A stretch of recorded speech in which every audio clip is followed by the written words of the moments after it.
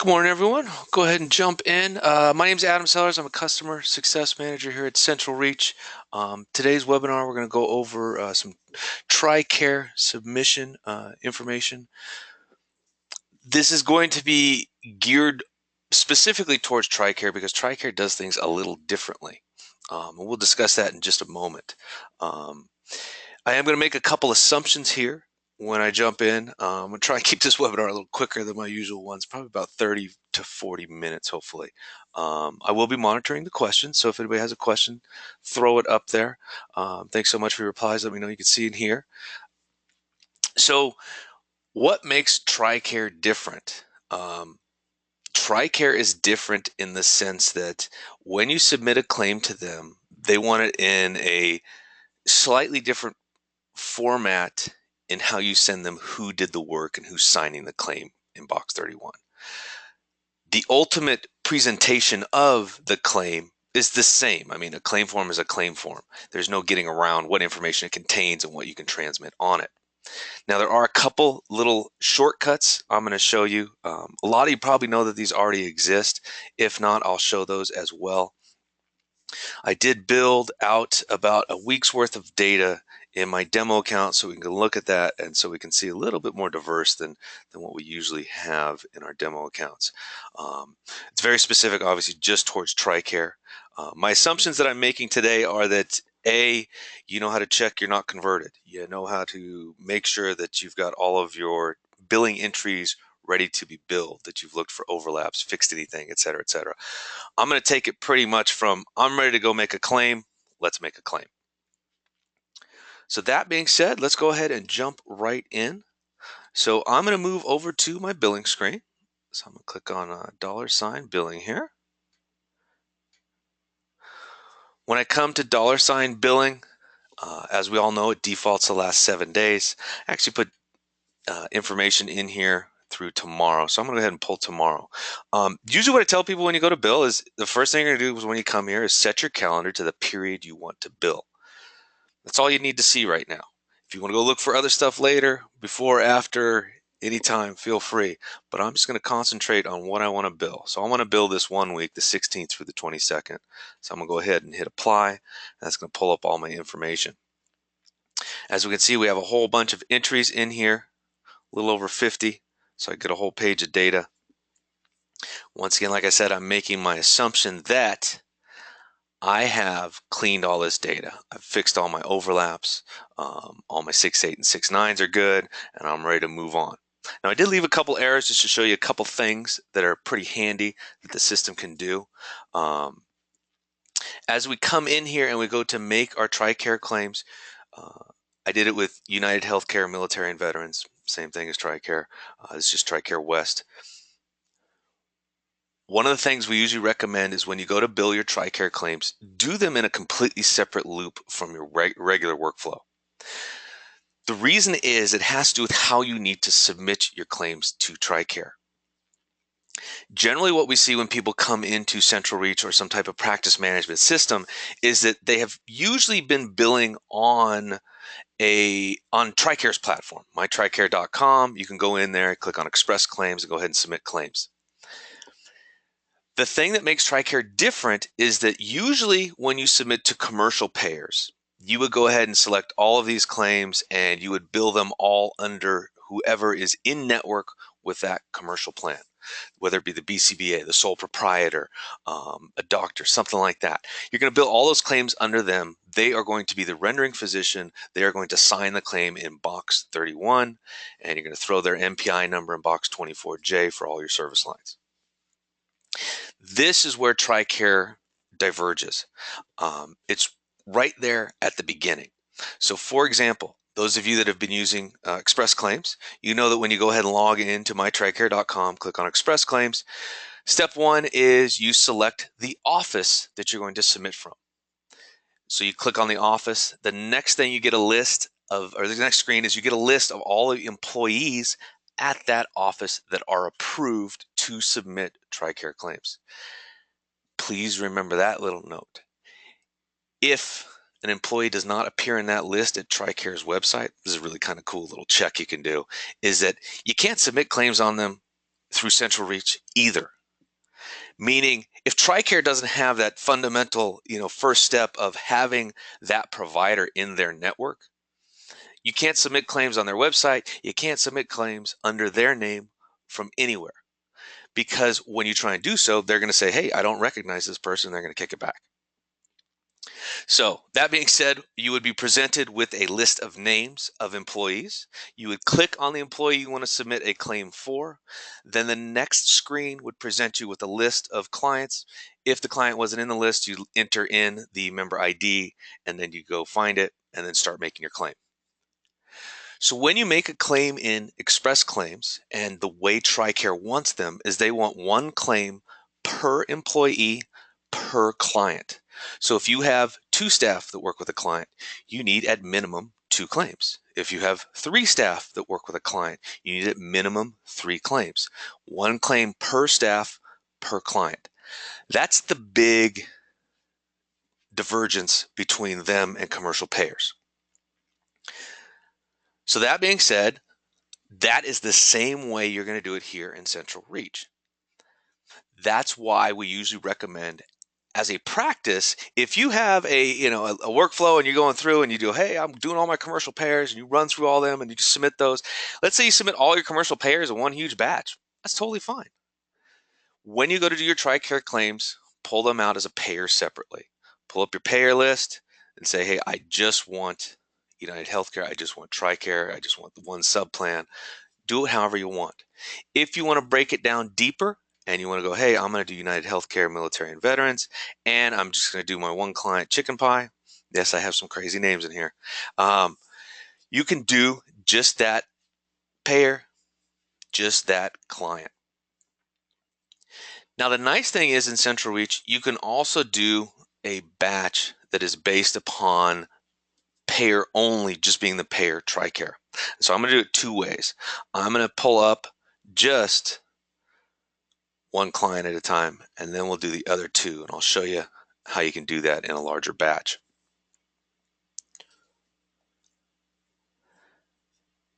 Let's see. Go ahead and refresh my screen here. Looks like we're getting a little stuck on that one. There we go. Okay, so I've pulled up my one client chicken pie. Chicken pie has a whole bunch of dates in here. They're all ready to go. I've already gone through them. I've confirmed my rates. I've confirmed my units. Got my POS codes. I'm ready to go. So it used to be that when we tell you to do this, we'd say, okay, you got to do it one client and one provider at a time. So we'd tell you, hey, okay, now the easiest thing to do is pull up one provider, filter to that person, and then go ahead and make that claim. Then come back to this screen, go to the next provider, make the claim, and so on.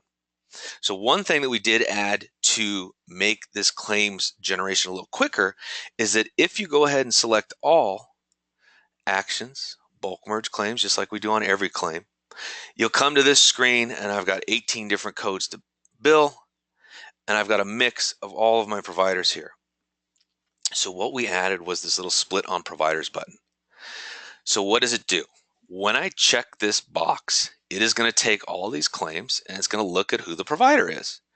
And what it's going to do, it's going to split these claims into 3 claims, 1 claim per client per provider, so that I don't have to do 1 claim at a time from the other screen. So now if I check this box, it goes ahead and splits those apart. I can go and expand those out again, and we can see I have Katie Safety, English Beat, and Tuna Fish. I got 3 different claims, all with the same client. Once again, we're only doing this because this is what TRICARE wants. Now, that being said, this function is not only for TRICARE, it actually works really well for if you have a multidisciplinary practice. Speech, OT, PT, and speech, OT, PT, for example, typically the provider, speech pathologist or OT, they would sign their own claims. Well, you could do the same thing. If you pull up one client and they have speech, OT, and PT, you could split those claims based upon provider so that each provider signs their own claims. So it does have multifunctions, but that ultimately is what this little checkbox is doing, is giving this presentation of the data split one client to one provider. Now what I'm going to show you after we do this one is that we'll go back and we'll do 2 clients and the system will still split those. Just be aware it just takes a little longer. So some people like to do it one client at a time, split them up, and then if you're doing that, then you could go ahead and come back and do multiples, or you could do it all at once. It's just different ways to do the same thing. So once again, we'd go ahead and review our data here, and then we would go ahead and we would combine the claims views. So just like you're going to combine for commercial, so that if I have same date of service, same code, I'm going to go ahead and combine those.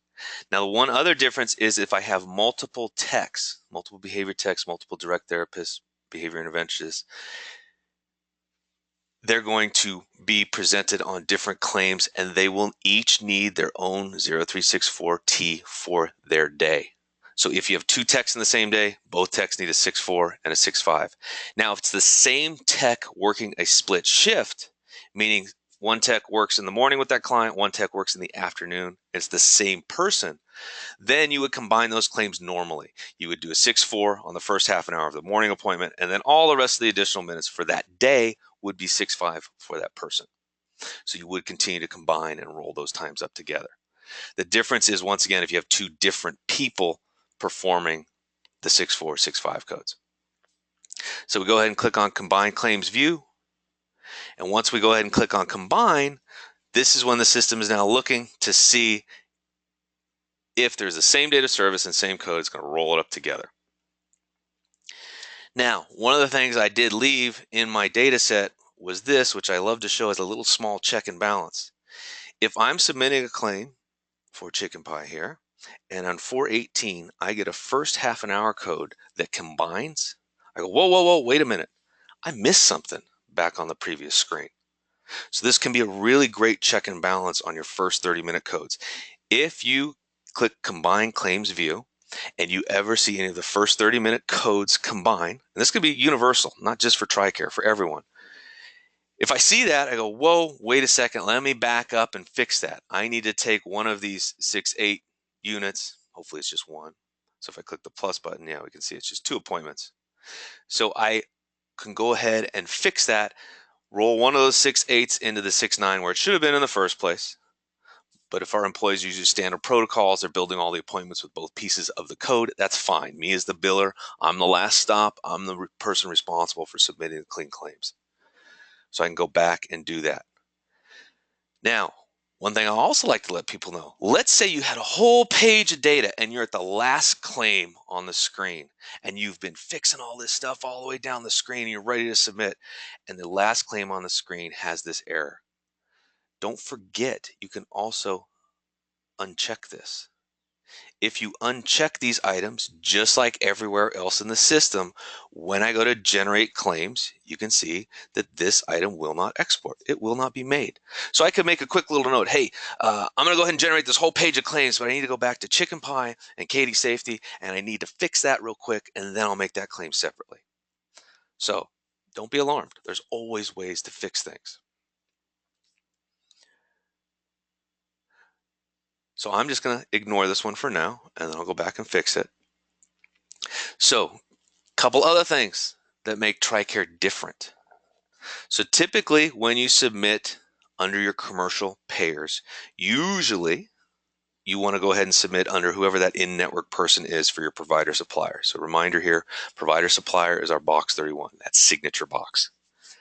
Box 24J is provided here by this provider column. So the provider column, as we know, always defaults to the actual person that performed the appointment. We want the schedule with them, we want the payroll with them, we want the timesheet with them. And that's the way we want it. Any data we alter here, we only alter moving forward onto the claim. And as we all know, just because you perform the appointment doesn't mean I want your information anywhere on the claim. So everybody's a little different on how that works. But so what we also did is, in this scenario where I'm submitting to TRICARE and they want whoever actually performed the appointment, remember they want one claim per client, per staff, their information needs to go in box 24J as well as in box 31. So I need to get English Beat here over into the provider supplier column. Now there's a couple different ways to do that. We added a couple cool things here too.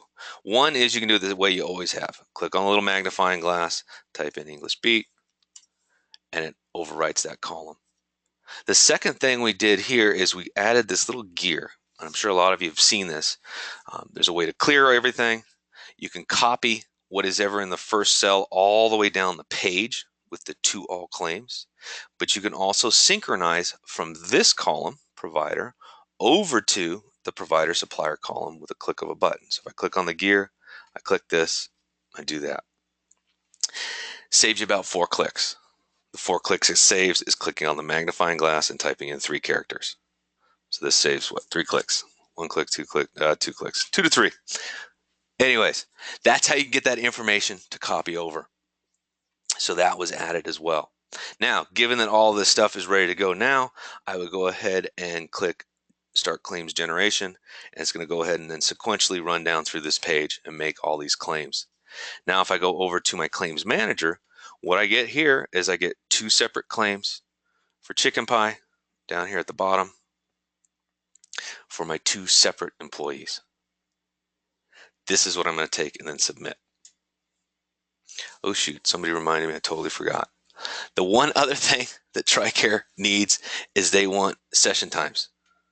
And that's what this button was added for. So if I check this little box and then generate the claims, I will get session times embedded in the notes. So let's just show you what that looks like real quick. So if I go ahead and go back 1 page and then bulk merge claims, what I'll do is I'll deselect that one, and I'll just make this one in the middle again. So go ahead, select English Beat, to provider supplier, check my include times box, and what will happen is I'm going to get a timestamp. So it's going to go to all of these timesheets. It's going to grab the timestamp, and it's going to deposit that timestamp on the individual line items in this electronic claim. Used to be when you submitted on mytricare.com, for example, you use the additional notes field, which is a box 19 note. So that has changed here in that their claims departments have been trained to go read them from the individual lines. But what that does too is that box 19 was limited to about 80 characters. So if you had a bunch of overlapping times, it was really hard to get them all in the claims at the same time. Now, you don't necessarily have to submit times for all claims and all line items, but here's the caveat. If you don't submit on all lines, what they only need are the days where you have more than one person, because what they're trying to do is make sure that you're not billing 2 people at the same time. If you wanted to take the time to know which line items had those type of overlapping days, meaning multiple staff on the same day with the same client, and only send the time for those, you could, and that would be fine. But to save yourself a whole lot of trouble, just send times on everything to TRICARE. Then, as they need to perform their audits when they adjudicate their claims, they will go ahead and do that as needed. So I'm going to go ahead and make this claim again. Go ahead and click on this one in particular. Don't forget that if you click on the link, you come to the inbox and it filters to just this one claim. You could have just made 100 claims. If you click that link, you only see this one.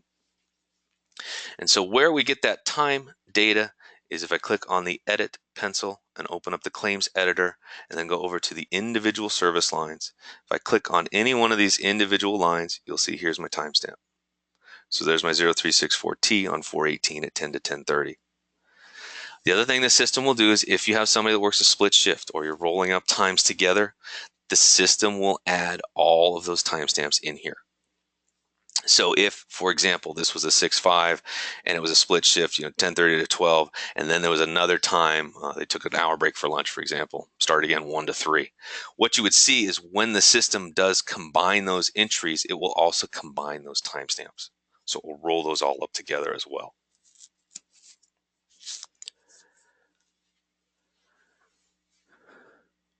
So that's the basics of these TRICARE claims. Now, a couple other things I didn't touch on, but let's remind everybody that there's also some setup things. So for example, when you go to mytricare.com and you pull up all of your different staff, let's say to submit an express claim, when you select an employee has a numerical identifier inside TRICARE's system. Now, the primary numerical identifier is an MPI number. That's pretty universal. Well, what about your technicians that don't have MPI numbers? When you sign up to get your techs, your RBTs today, into TRICARE system, every time you do this, they will assign them a number, a numerical value. A lot of times it will be their social security number, but that is not universal. So please be careful. When you log into mytricare.com, if somebody uses an MPI number, you will see that. If they do not use an MPI number, for your RBTs, for example, you will see the last 4 digits of whatever number they are using. I always tell people there's a little cheat there. If the last 4 digits did match the last 4 digits of the employee's social security number, I'd say about 90% of the time that is the number they used. If the last 4 digits are nothing, they look completely random, what you will have to do is contact TRICARE to get a copy, get a list of all your in-network providers so that you can transmit the correct information to them so that they will accept these EDI claims. Once you get that information, you would place that information in claim settings. So just like you input an NPI number to get the NPI number to map to a claim, you put that in claim settings. You do the same thing with whatever this numerical value is for your technicians. I do know that some people are moving towards NPI numbers for their RBTs, which is wonderful. It makes everything a lot easier. But once again, whatever TRICARE has on file in their system is what you want to send them, because when that initial handshake is done between these electronic claims, that's what you're sending over to them, and that's how they identify them. So for example, if I come in here and I click on my employee English Beat, I set up English Beat here today to be a technician. And so when I click on Profile, Settings, Claim Settings, I do need the first name and last name, because this, once again, claim settings is where the mapping data comes. If I only put in the G2 number, all I will get, or excuse me, that identifier, all I will get is the identifier. I won't get a first name and a last name, and that's problematic. Now, a lot of you maybe don't know, when you generate a paper claim, obviously in box 24J, you never see a name. Well, when you transmit electronically, the name goes with it. Same thing in box 31, that signature box. If you print a claim, you always see like, signature on file or a person's typed name. When you transmit electronically, you transmit a name and a value. So there are slight differences between all these transmissions. So we're trying to make sure all the data is there for all scenarios. So you would get the first name, last name. Don't forget there's this awesome synchronize button. Click it and it just pulls in the information. Click Save Claim Settings, that saves that. And then down here, what you would do is you would add in this G2 provider commercial number. So underneath these custom identifiers, you click on Qualifier, and then you would come down, find the one you need. You'll notice you can only have one. That's why the G2 does not appear here in the list, because I've already selected it. Type in the value, whatever that value is. Remember, this is whatever TRICARE identifies them with. If it's 1, 2, 3, 4, 5, A, B, C, D, E, put that in the box that you transmit that information, then click Save. This is now going to be that information that I get over on my claim. So if we go to my claim and I scroll down and I click on Rendering Provider, here's my provider's name, and then down here under G2, here's that G2 number.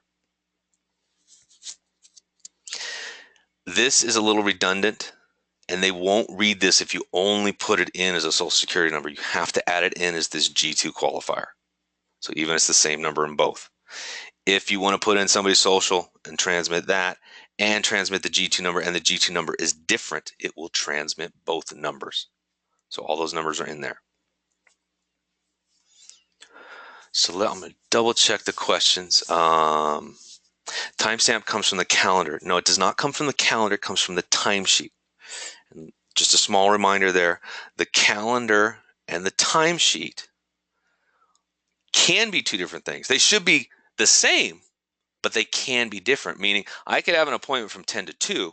When I go to convert my timesheet, I say, oh, shoot, I actually ended at 1:30. And I could make the timesheet say 10 to 1:30. That would be the saved billable time, the payroll time. But if you went and looked at the calendar, you would see the calendar still said 10 to 2. So it does pull the data off of the billing entry from the billing screen One more reminder there, the billing entry and the timesheet, identical information. They're synonymous in our system. Usually the reason you hear people refer to them in different ways is most of your staff, all they see is the timesheet screen. So they call everything a timesheet. That's what it is. But most administrators or billers, they work from the billing screen. So we call those billing entries.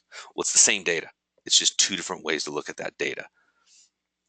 So G2 for BCBAs, is there NPI? No. For a BCBA or anyone who has an NPI and is identified with an NPI, what you would do here is that you're transmitting the NPI here in this provider information. So it would say XX NPI, and then you would have a 10-digit NPI number, and you would not send a G2 number at all because the NPI would supersede the G2.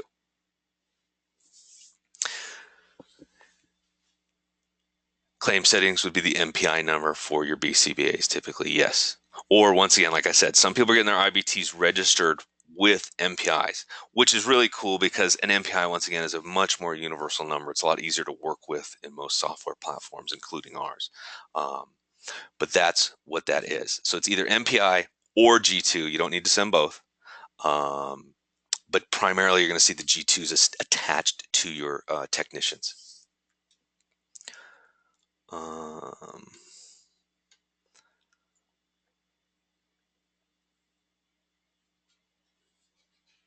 Had a question about if it's one visit per day per code.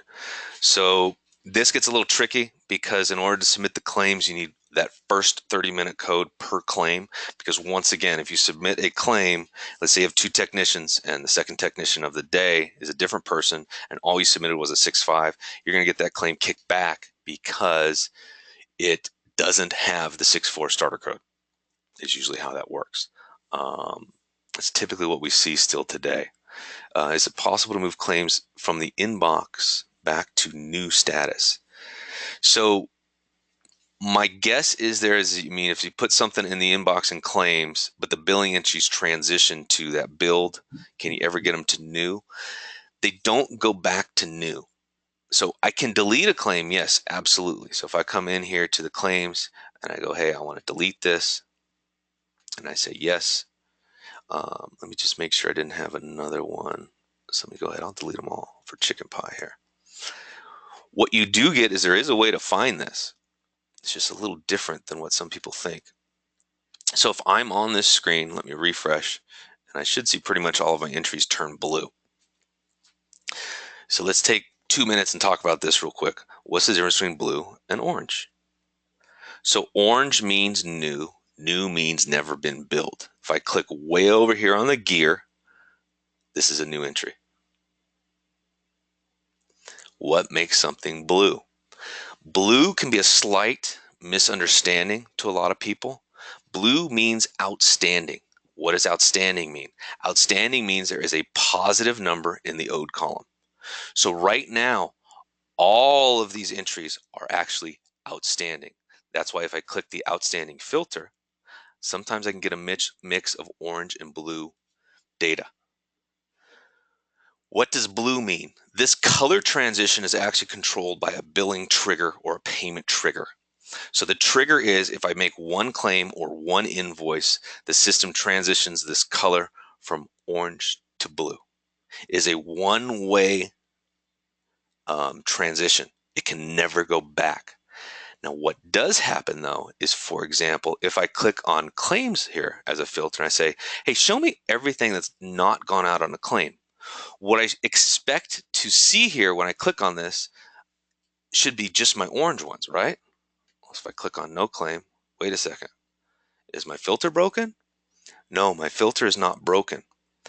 The color transition, one time, one way.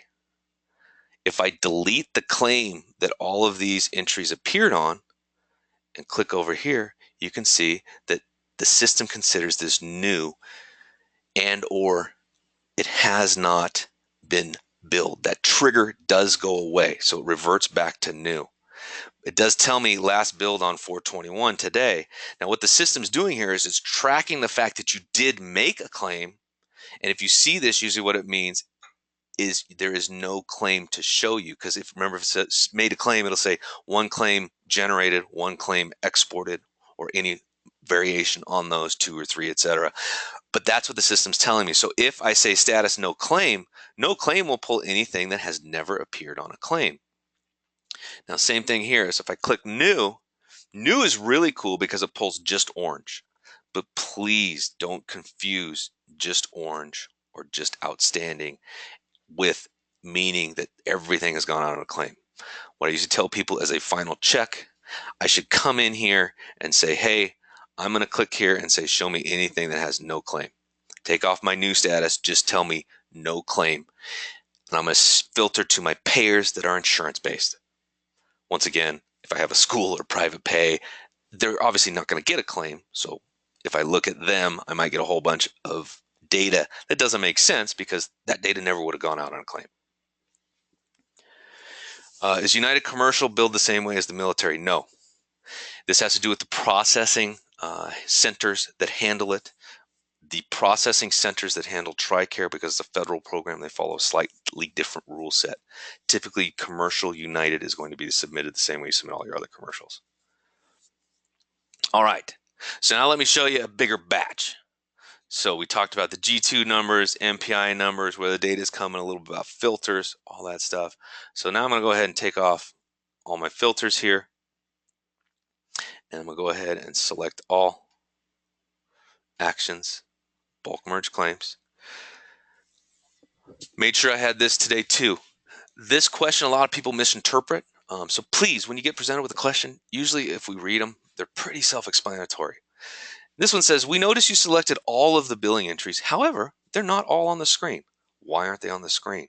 Well, because I'm looking at 50 per page. Remember, the billing screen always defaults to 50 per page to keep the browser moving fast. You can load up to 500, but it's not necessary to generate claims. The system, based upon filters, will generate claims up to 10,000 lines of data at a time. Now, if you do generate more than 20 claims, it will put a paging system in place. So please make sure you generate all of the pages. It'll hold about 20 claims per page, so usually roughly about 20 clients. Just make sure you generate all of the pages. If you do have multiple pages, you will get a next previous up at the top, and you'll see it right there. So what this question is asking me is, hey, you've selected all, but you don't have them all. Do you want to bulk merge everything based upon my filter of just everything? Or do I want to just merge the 50 that are appearing on this screen? So this is a universal question. It's not just a TRICARE thing. This is just making claims. Same thing with invoices. The invoices system, as you go to generate, will ask you the same question. If you select all, it'll say, do you want to do them all or just the 50 on the page? Usually in these scenarios, you're going to want to click yes, merge all. So if I do this same thing, I'm going to get presented with my 3 clients. Now I'm going to go ahead and split on providers. When I check this box, I only have 3 clients. If you have more, please be patient. The system has to run down through and split all these. Sometimes it takes a little time. Same thing if I expand all here. Now I can see that I have all of my entries. Now, I did not fix my 6 8s. I didn't fix all my 6 4s. Like I said, those couple errors that I left. So usually you're going to run down through the page. Go, okay, move this to provider supplier. Move this to provider supplier. I'm going to run down and do this for all of them on the page. And then when I get to the bottom, I'm going to go ahead and generate all these claims. But right before I do that, I'm going to go ahead and check my box. This time I'm going to remember to select include times. And just as I did today, if you ever make a mistake and you want to throw away a claim, just delete them. They're saved in the system forever, yes, but when you delete them, it does take them out of that inbox so you don't see them and get confused. Go ahead and click Combine Claims View, click Include Times, and then I'm going to go ahead and start claims generation. It's going to run down from the top of the page, come all the way down, and generate these all as one big batch. Other thing here, obviously, is if we're generating more claims, it takes a little more time. Each claim processes, but the system will run down through and generate them sequentially. If we did have more pages, what you would see here is, showing clients 1 of 20 of 23. And you would do the first 20 clients, and then you go to the next page after you generate this batch and generate that next batch. And you just keep going through. Now this time I'm going to click on this link down here. So this link's pretty cool. Takes us to the Claims Manager inbox, filters to today's date only. So if I click on the claim, all I get is the one claim. If I click on the inbox down below, I only get the one date. If I click up here in Claims Manager, I get the inbox with the last 30 days. So please be aware of what you're looking at and what you're generating when you come to this screen. Ultimately, I always tell people at the end of the day, if I've been generating claims, I should be able to open up this inbox as big as I want, and I should have nothing in here. Now, electronic claims, as we know, we generate them, they move over to sent, move over to responses, so on. If I'm only making paper claims, that the system will happily do. After you make your paper claims, please go ahead, select those items, and then archive them. When you archive, you don't lose that reference to the claim being made. That will be the difference between archive and delete or trash in this section. When you trash something, the system's thought is, hey, you wish you never made this. So I'm going to remove it from the billing entry as having been created. And that's where we get that new, potentially with the blue color moniker. But that's what the system's doing. These are all just folders. Ultimately, anything you throw in the trash is in the trash forever. It never goes away. Just like when you submit claims to your clearinghouse keeps an inventory of everything that passes through its system. Just about to wrap up here. So if anybody has any last questions, go ahead and throw them in. Ultimately as well, don't forget, these claims are like any other claim. If you need to go in and change some data, that's fine. Also, a lot of times what we show people is you can submit these claims with two known errors. The two known errors that you typically submit with are if this person did not have an MPI. Here, let me go back. Let me pull one of the other ones for an RBT. You would submit with two known errors. Those would be under provider supplier. You would have this field be blank and this say choose. If you click save here, these two errors, they will not cause a claim to fail. It's just letting us know here that we don't have this information. For TRICARE RBTs, it is not needed typically, once again, because everything's running off of this G2 number. Now, if your TRICARE RBTs have MPIs, please make sure those MPIs are in here. When we go back to the claims list here, don't forget that when I refresh this page, it's going to show me those two errors that CentralReach found. Once again, this is just our system flagging them. If you do go to export, don't forget when you click actions, send to gateway. Oh, I don't have one set up, that's right. Or export download, you would have to check the box to ignore errors to turn on the export button. And this is saying you know. And like I said, in this scenario, it's fine. Let's see. If an insurance has if an RBT has two different identifiers for two different insurance companies, then you would have to make sure that you are picking the correct one based upon where you're submitting. There's no way today for the system to have multiple IDs mapped to specific payers. So in that scenario, you might contain both identifiers underneath your RBT in the contacts module. You would generate the claim with both different identifiers. Then based upon where you were sending it, yes, you would have to click on the edit pencil, delete the one you're not intending to send. Now, that being said, you could experiment sending both identifiers to both payers, see if they can differentiate on their end which one they want, in which case you wouldn't have to do this extra step, but that might work.